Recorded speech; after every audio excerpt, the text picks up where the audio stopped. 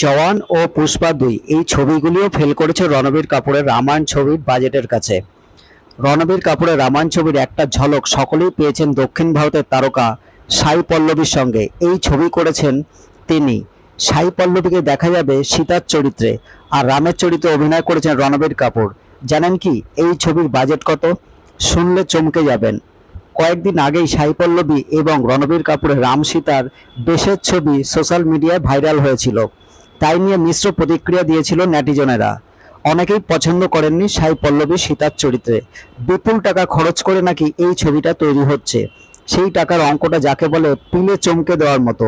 জানেন কি রণবীর কাপুরের রামায়ণ ছবিটা তৈরি হচ্ছে 835 কোটি টাকায়।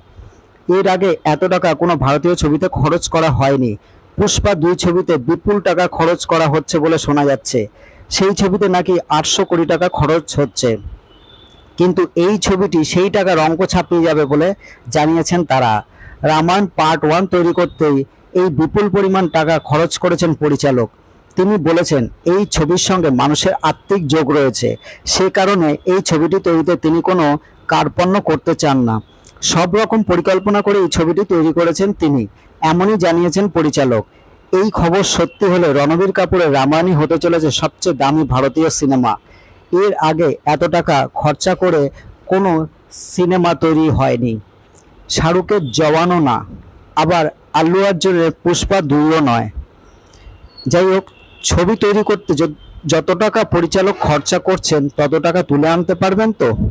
আপনাদের কি মতামত কমেন্টে অবশ্যই জানাবেন। ধন্যবাদ।